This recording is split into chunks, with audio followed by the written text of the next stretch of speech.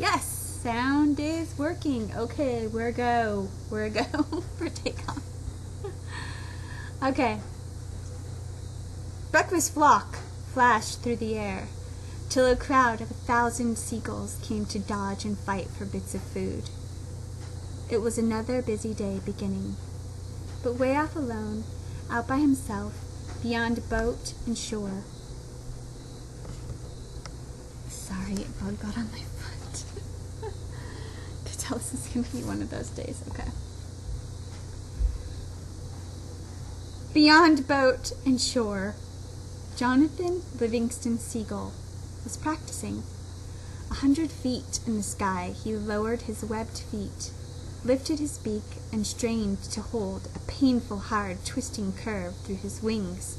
The curve meant that he would fly slowly, and now he slowed until the wind was a whisper in his face, until the ocean stood still beneath him.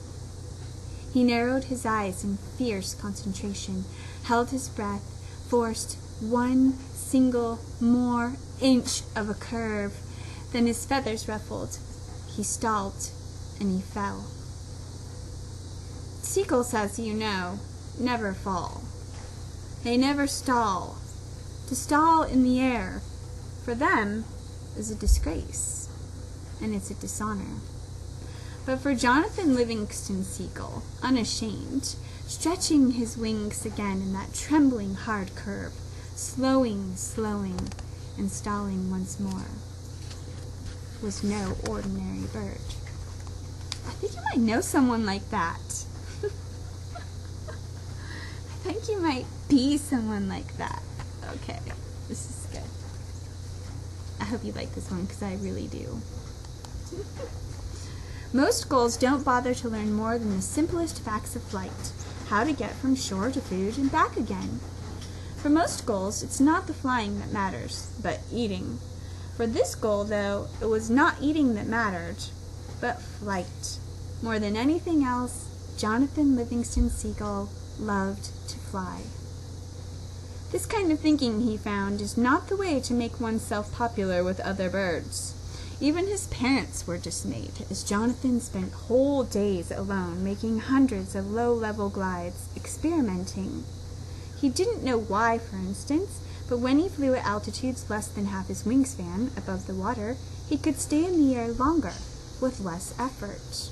His glides ended not with the usual feet-down splash in the sea, but with a long, flat wake as he touched the surface with his feet tightly streamlined against his body. When he began sliding into feet-up landings on the beach, then pacing the length of his slide in the sand, his parents were very much dismayed indeed. "Why, John? Why?" his mother asked. "Why is it so hard to be like the rest of the flock, John?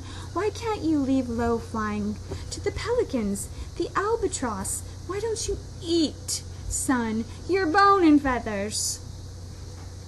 "I don't mind being bone and feathers, Mom. I just want to know what I can do in the air and what I can't. That's all. I just want to know." "See here," said Jonathan, said his father, not unkindly. "Winter isn't far away. Boats will be few, and the surface fish will be swimming deep. If you must study, then study food." I'm uncomfortable. Can I move my seat and get in a comfortabler spot? Thanks. Okay. I miss you. Food! That is the reason to fly. This flying business is all very well, but you can't eat a glide, you know. It's true, you can't eat a glide. Don't forget that the reason you fly is to eat.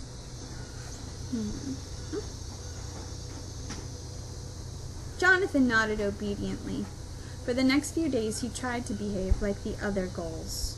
He really tried, screeching and fighting with the flock around the piers and fishing boats, diving on scraps of fish and bread, but he couldn't make it work. "It's all so pointless," he thought, deliberately dropping a hard-won anchovy to a hungry old gull chasing him. I could be spending all this time learning to fly. There's so much to learn. It wasn't long before Jonathan Gull was off by himself again, far out at sea, hungry, happy, learning. The subject was speed, and in a week's practice he learned more about speed than the fastest gull alive. From 1,000 feet, flapping his wings as hard as he could, he pushed over into a blazing steep dive toward the waves and learned why seagulls don't make blazing steep power dives. In just 6 seconds, he was moving 70 miles per hour, the speed at which one's wing goes unstable on the upstroke. Time after time it happened. Careful as he was, working at the very peak of his ability, he lost control at high speed. Ah, here's some cool pictures. Photographs by Russell Munson.